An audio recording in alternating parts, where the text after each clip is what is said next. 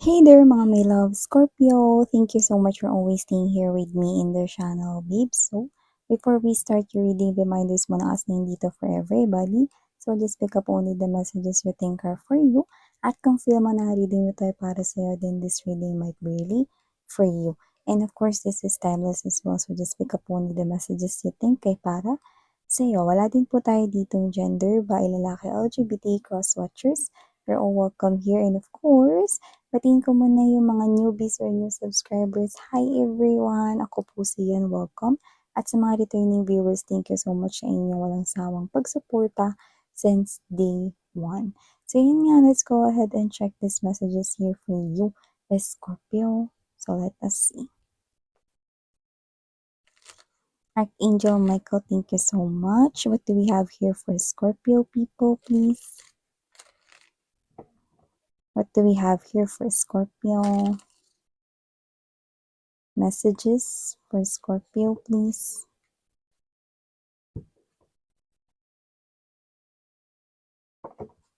Scorpio. Mga mensahe for Scorpio.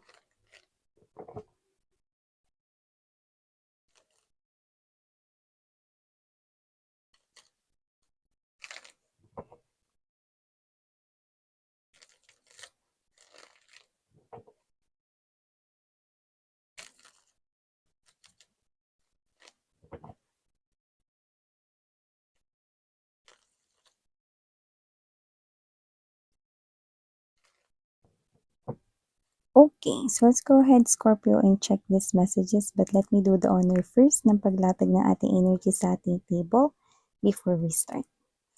We have here the Hermit energy, Page of Cups, Five of Swords, Two of Swords, Two of Coins. You could be seeing a lot of two Sun card energy, Seven of Swords in reverse, Queen of Wands, the High Priestess. Okay.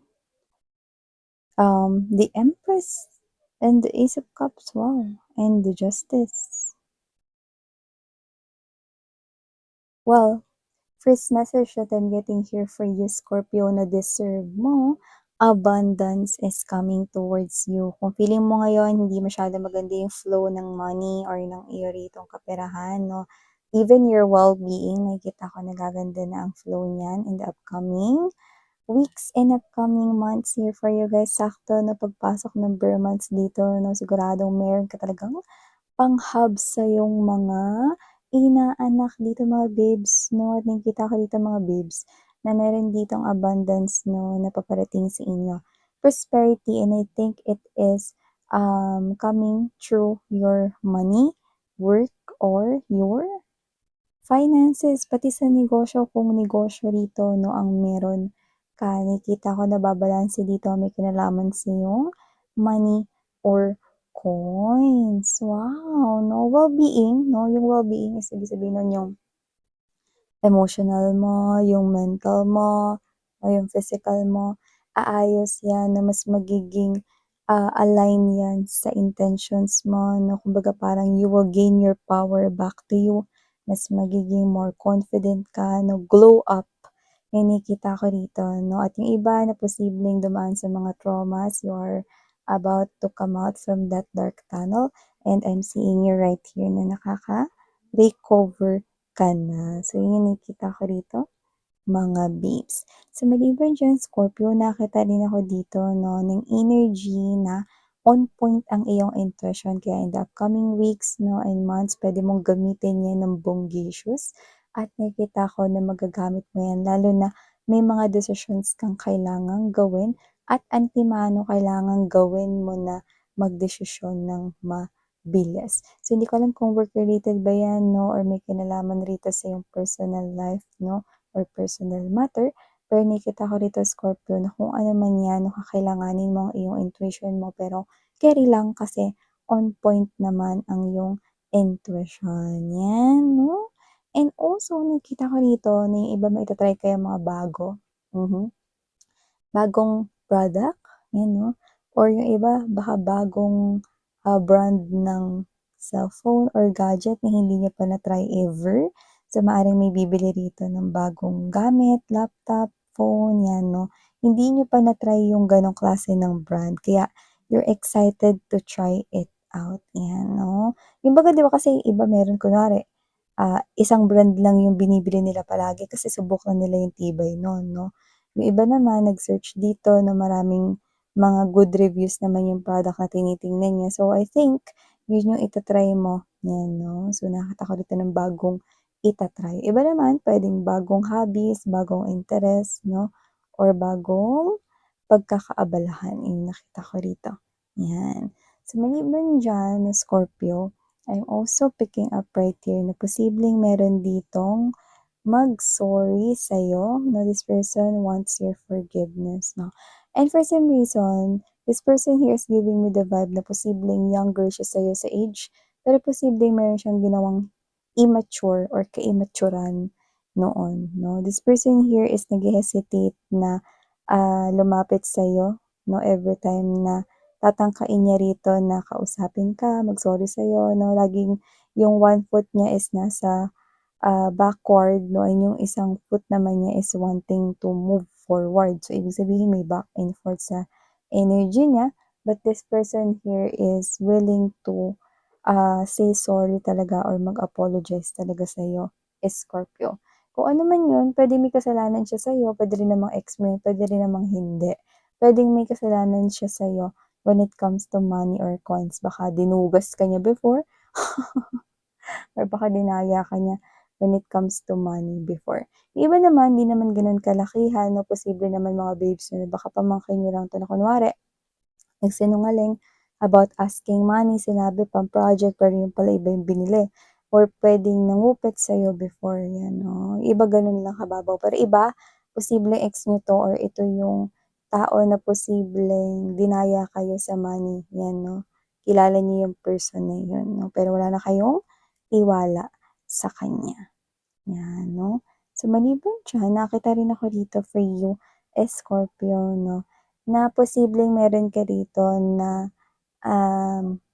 mapanalunan pero hindi ito isang, premyo or sumali ka sa contest or whatever 'no. I think mananalo ka dito sa isang, parang debate 'no, pero alam naman natin na ang debate is a contest parang gano'n 'no. Pero ang ibig ko sabihin dun, mananalo ka sa isang argumento right here 'no, kung saan mapapatunayan mong tama ka. So, I think it is a situation 'no, inside a family or if not, inside your workplace, 'yan 'no. Meron ditong argument na posibleng kailangan ng mga proofs and evidences 'no, ikaw meron ka nun kaya nakikita ko rito na ikaw yung mananalo dito. Yung iba puwedeng court cases ito, yung iba naman puwedeng hindi. Pero nakikita ko rito na mananalo ka rito kasi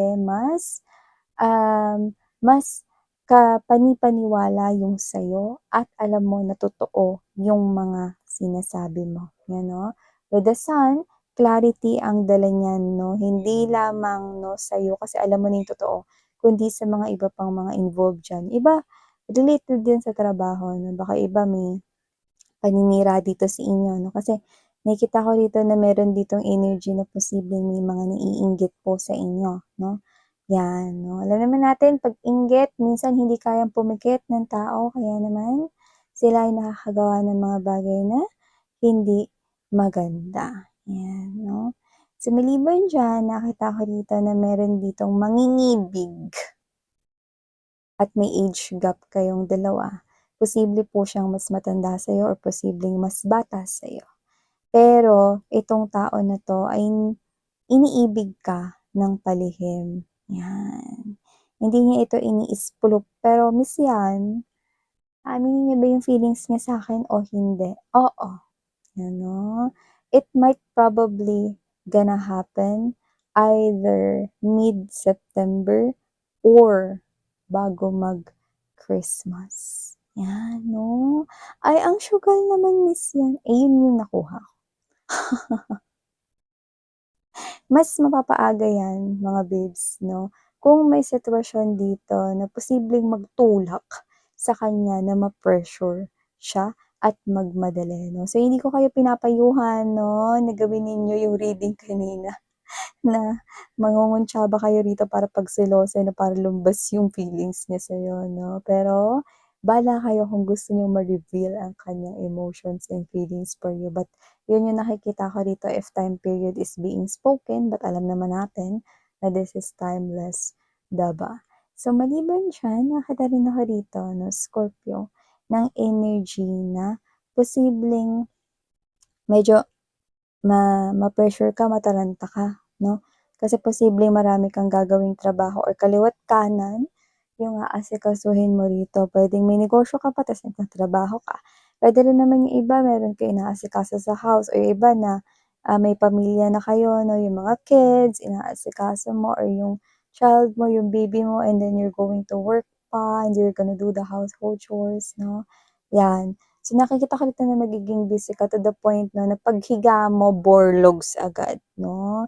Yung tipong di ka pa nakakapagpalit ng damit ng paghiga mo nakatulog ka kaagad 'no, 'yan.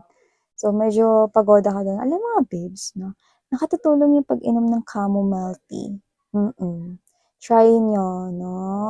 Sa'kin ano, maganda siya, you know, kahit na coffee lover. Maganda sa katawan yung chamomile tea lalo na kapag ano gusto mong kumalma, yan 'no. Dito parang kailangan yung kumalma. Okey, so yung nakikita ko rito 'no. So maliban diyan Scorpio, nakita rin ako rito 'no ng mga posibleng may ikakasal this 2024 na hindi niyo alam na ikakasal kayo, 'yan. So kung may boyfriend-girlfriend kayo ngayon, possible na marriage proposal at baka ma-engage kayo ng hindi niyo alam or single kayo 'no, pero hindi niyo alam na malapit na rin kayo magka-new in relationship and this year din po kayo ikakasal. Miss 'yan. Paano kung ang bilis naman naming maikakasal niyan baka mamaya mang-ghost 'yan or mabilis na mawala at tumamlay yung aming connection. Hindi mga babes 'no, do not worry. Kasi 'yan po talaga yung taong nakatakda for you.